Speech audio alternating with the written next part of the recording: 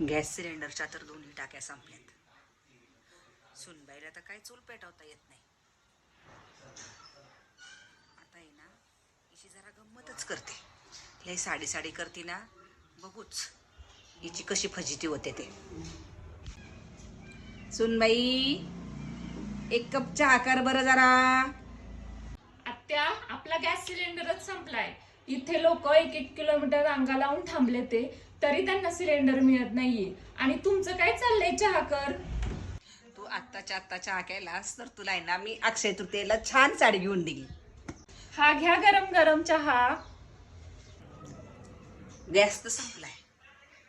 हिने चहा कसा केला बरं? नक्की काहीतरी गडबड आहे बरं का, मला बघायलाच पाहिजे. Oh, no, no, no, no.